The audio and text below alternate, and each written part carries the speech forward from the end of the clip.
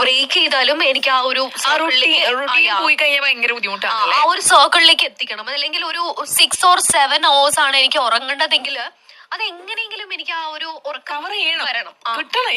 എനിക്ക് ഉറക്കം വന്നേ പറ്റി. എവിടെ എന്റെ നിദ്രാദേവീന്ന്. അല്ലെങ്കിൽ ഞാനിപ്പോ പല ഫംഗ്ഷൻസ് ഒക്കെ അവോയ്ഡ് ചെയ്യാറുണ്ട് കേട്ടോ. ഇപ്പം ലൈക്ക് കഴിഞ്ഞ ഒരു ദിവസം ഭയങ്കര ഒരു ഫണ്ടി ആയിരുന്നേ. ഞാൻ അമ്മയുടെ അടുത്ത് നമ്മളുടെ വീട്ടിന്റെ അടുത്ത് എന്തോ ഒരു പ്രോഗ്രാം ഒക്കെ ഉണ്ടായിരുന്നു. അപ്പൊ ഞാൻ എനിക്ക് അമ്മയ്ക്കൊരു കമ്പനി കൊടുക്കണമല്ലോ.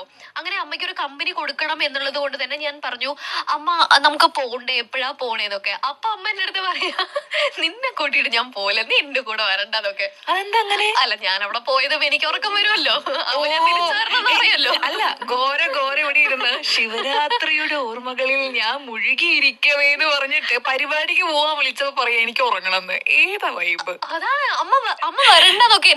ഞാൻ അമ്മ ഒറ്റയ്ക്ക് വരണ്ട, വന്നിട്ട് എന്തിനാ, ഉറങ്ങാനല്ലേ?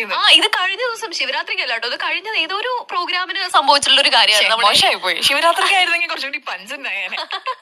അതെ, അങ്ങനെയൊക്കെയാണ്. അപ്പം അത്രയും എനിക്ക് പ്രിയപ്പെട്ടതാണ് ഉറക്കം എന്നാണ് ഞാൻ പറഞ്ഞു വന്നേ. ഇനി നമുക്ക് പ്രിയപ്പെട്ട ഒരു കോൾ ഇവിടെ എത്തിയിട്ടുണ്ട്. നമുക്ക് നോക്കണ്ടേ ആരാണ്? നോക്കാം. Hello hello, good morning both of you. Good morning. ആരാണിത്? ഇത് ഹരിദാസ് ആണ്. ഹരിദാസ് ചേട്ടാ, യെസ്. എന്തൊരു എനർജിയാണ് ശബ്ദത്തിൽ. അതെയാ? അതെ, ഭയങ്കര എനർജി ഉണ്ട്. കണ്ണ് വെക്കല്ലേ? Thank you. ആ ഒരു എനർജി എപ്പോഴും കീപ്പ് ചെയ്തോളൂ കേട്ടോ. ഓക്കെ. അപ്പൊ ഹരിദാസ് ചേട്ടാ പറയൂ, എങ്ങനെയായിരുന്നു ശിവരാത്രി ഒക്കെ കഴിഞ്ഞു പോയേ? ശിവരാത്രി ഇന്നലെ കഴിഞ്ഞ വലിയ കാര്യമൊന്നുമില്ല. ഞങ്ങൾ ചെറുപ്പത്തിൽ കഴിയുന്നതൊക്കെ നല്ല ഗംഭീരമായിരുന്നു. എന്നാ പറയൂ എന്തെങ്കിലും ഒരു ഓർമ്മ. ഞങ്ങൾ ഈ ശിവരാത്രിക്ക് ഒരു നാടകമൊക്കെ സെറ്റ് ചെയ്യും. ആൾക്കാർക്ക്, നാട്ടിലുള്ളവർക്കൊക്കെ ഒന്ന് കാണുന്നുണ്ടോ? അതിനു വേണ്ടി ഒരു നാടകമൊക്കെ സെറ്റ് ചെയ്തിട്ട് അതിങ്ങനെ അവതരിപ്പിക്കും. ശിവരാത്രി ദിവസം എല്ലാവരും ഒന്ന് ഉറപ്പൊഴിച്ച് അതിങ്ങനെ കണ്ടുകൊണ്ടിരിക്കും. അതിലൊക്കെ അഭിനയിച്ചിട്ടുണ്ട്.